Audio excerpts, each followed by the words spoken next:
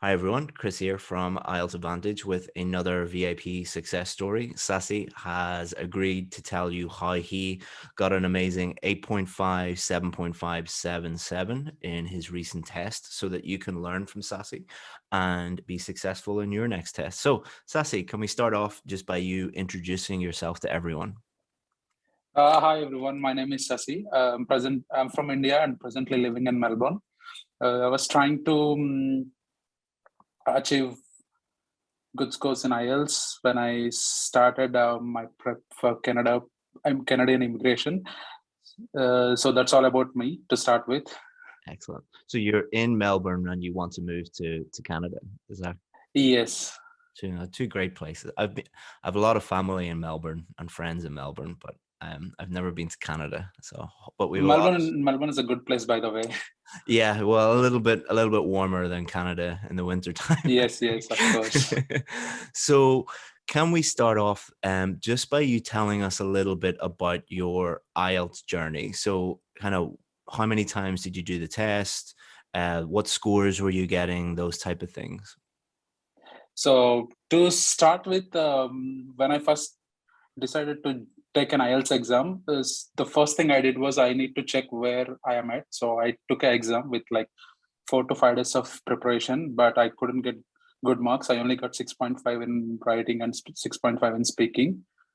And then once I got the results, I thought of joining a good course, so that I couldn't miss second time around. So I searched everywhere and I thought IELTS Advantage Plus is a better one for my preparation, and then I've joined with your course. And as soon as I started my learning from the first day itself, I realized where I made mistakes. Though I was very confident in my English, but there is specific things you need to do in an IELTS exam, or else you won't be able to get them. Yeah. So once I started learning in the course, I found out where I did the mistakes. I mean that's a good strategy if you have the time and you have the money of doing the test for the first time just to see what your level is and then find out, okay, why am I at 6.5 for writing, why am I at 6.5 for speaking. So that's quite a good strategy, and it's much better than trying to guess and doing the test 2, 3, 4, 5 times before you then get the help, Yeah, because without not knowing what exactly the exam is, you're yeah, never that's gonna what get the scores. yeah, a lot of students do that before they decide to join a course. So when you joined the course, what were some realizations on things that you were maybe lacking in or were challenging? What were those key things that you were The doing first wrong? the first thing is writing. The videos I've seen before giving my exam first time. That was my first time in my life giving IELTS exam. The videos were all about using, they call high vocabulary words, which you usually say in your classes. Plethora, So not words like that. yeah, they tell us to memorize all those words, and they it's kind of creeping those words into our mind, and forcing us to use those words, which didn't work for me at all. Mhm. So I got very low marks in writing. Then first I got disappointed when I got 6.5, because I know I'm good at English and I was very confident of getting at least 7. So when I followed those so-called high vocabulary words and gave the exam, it completely backfired, and I got only 6.5. Even with the speaking, I thought my English was very good to while speaking with others, because I work in retail and I talk to people every day as Yeah. part of my job. But I only got 6.5. As I said, I know where I where I missed the trick in speaking too. I mean, the shame about that is your English is good enough to get over a 7 for speaking and writing. Your grammar and your vocabulary are excellent. But if you are listening to videos that tell you, insert these big high level words, not only it's kind of like going to the gym and someone can easily lift 50 kilograms and you're saying, well, no, you need to lift 150 kilograms. Yeah, It's well, one person will go in and easily complete their gym session successfully, the other person will be going to the hospital because, Yeah. so it's It also not. basically depends on people being very eager to get the scores and search on online and YouTube, Yeah. They Yeah. think So that's all they needed and they completely go wrong. yeah, like I'm not blaming the students because it is a lot of people are desperate to get high scores. And when we're desperate to do something, then we tend to go towards the tips and the tricks and the quick fixes, rather than practical things that will help Which us. actually don't work in IELTS tricks and Well, tips. I don't think they work in anything in life. It's it's kind of like, if you needed $50,000 tomorrow, you could go to a casino and try and put all your money on playing and gamble your money. Probably not going to work, but Yeah, it's not going to work. desperate people will do that, if or they'll Yeah. go and rob a bank. you know, you're probably not going to be successful doing those things. So apart from that, apart from vocabulary, were there any other things that you noticed that you're doing wrong? Yes, with the speaking too, it's same set of memorized questions with answers they give us on paper and ask us to memorize all these questions. They give particular questions and the answers relating to that, and they want us to, not just speak, just memorize and tell the examiner, Yeah. which actually backfires a lot.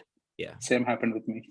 Yeah, like imagine you and I go to a bar in Melbourne, and instead of you just speaking to me normally, you're trying to memorize phrases and structures and Because everything. you concentrated on next question, not the ongoing one. Yeah, I'd be like, "Are you okay, Sasi? Like, is there something wrong?" Because Yeah, again, you have no problem going for a drink with an native English speaker in Melbourne and having a normal conversation with them. And that's what really IELTS are testing. When you move to Melbourne or you move to Vancouver or wherever in Canada, can you speak to the people in that country normally? Not can you memorize phrases and structures and things like that. So was there anything else that you thought was a weakness of yours? those are the two. With listening, it all depends on individual. The ability to learn and concentrate for longer periods of time. So, Yeah. but these two, I did have a lot of effect on me. Okay. So imagine you're giving yourself advice 6 months ago or a year ago. What advice would you give yourself? Or imagine your brother or your sister is doing the test. What advice would you give them? First of all, I tell them to not to listen to any tips and tricks or watch any videos on YouTube, because basically English is a language you have to learn, and I would say it has to come involuntarily. You don't need to force the language. If you're learning that way, maybe you can get your desired scores, luckily, but it's not gonna help them in long term. Hmm. It's not gonna give them enough confidence either. So I would tell them to follow a good process where you learn English properly. It doesn't mean that they don't know English, Hmm. but it has to be a process. People say do the basics right. Yeah, and it's about using the English that you already have. Is Yeah, most people who are doing the test and failing to get the score that they need, there's not really a problem with their English. There's a problem with their approach to the test and how they're doing exactly. it. So thank you so much, Sassy, for I think that's if people only followed that advice, they would dramatically improve their scores and avoid wasting a lot of money on things that don't work and throwing away test fees. Because I think these days, I think it's about 250 or $300 US to do a test. So Yes, yes. it's just throwing away money on if you're not following the right process. So any last minute advice that you would give someone before doing the test? Uh, for the students who are already doing the course, I tell them to not to get disappointed when they get feedback in writing, because you have to take your feedback in a good way to improve yourself. Things not gonna work overnight. Yeah. Yeah, So that's it's not that someone is hating you and giving you bad scores. yeah, Take all the feedback and try to work on that, and you'll get good scores definitely. that's really good advice, because we have students who work very hard and then they get feedback on their first essay and we're very harsh, not because we want to be I mean. was one of those guys who got back to you, Yeah, it's just like they're like, oh, I'm going getting to so give up. disappointed. I can't believe how bad I was. Like, no, no, no, no. We're not being mean. We're It's our job to tell you the truth. And would you rather know now and then use that information to get better? So it's all about just a quick mindset shift. You can view feedback as criticism or evidence that you are not good enough, or you can see feedback as an opportunity to get better. And which attitude you have will determine your progress. Yeah. The course takes a little bit extra time than the other courses, Yeah. but I would tell it's definitely worth the time, because by the time you finish and be ready for the exam, you'll be confident. You won't be worrying about how I'm gonna get 7 or 8. You'll be not worrying about that thing. Yeah, it definitely does take longer than most courses to do the course, but it's a lot shorter than doing a short course and then failing the test and then having to do another course and whatnot. So yeah, we like to do things properly instead of quickly, but it's as quickly as Yeah. possible for most students. Yes, yes. And there's one more important thing I would like to tell everyone: to Yeah, follow the vocabulary improvement plan. yeah. It does really help you in the end. Yeah, not only with the test, but when you move to Canada, you'll have a Yeah, wider vocabulary and you'll be able to be more effective in your job, for example, or you'll be yeah, able to make friends more easily because, or integrate into society more easily because you'll be able to communicate with people more effectively. So it's not just yeah. about the IELTS test. Don't memorize, don't fall into the trap. Yeah.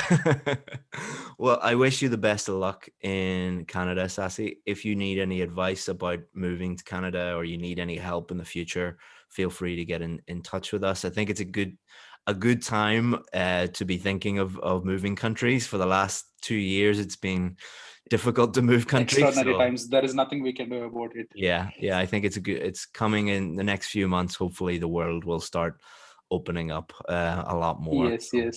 so good. And thanks a lot, Chris. It You're feels welcome. really great to talking to you. You're welcome. Thank It's you. my job to help Yeah, people. So thank you so much for being a great student and giving us this success story. We really appreciate it. yeah. Thanks, Chris. All right, Sasi, thank you so much. Hey, Chris here again. Hopefully you enjoyed that success story video. That student was part of our IELTS VIP course. And on that course, we show students exactly where they're going wrong and exactly what to do to get the score that they need. And we give them all the help and support that they need in order to get a 7, 8, or even 9 in their IELTS test. Now, we only work with a really, really small number of students. Because of the level of help and feedback and support that we give students, we can only work with a very, very small number of them. But we also have more success stories than any other online or offline course in the world, which has created a huge amount of demand for our course. So we're the only course in the world, I believe, that has a very, very, very long waiting list. If you want to join that waiting list, all you have to do is just click here and you'll be able to add your name, add your email address, and then when one of our students becomes successful and leaves the course, the next position can be for you. Hopefully see you in there. Bye-bye.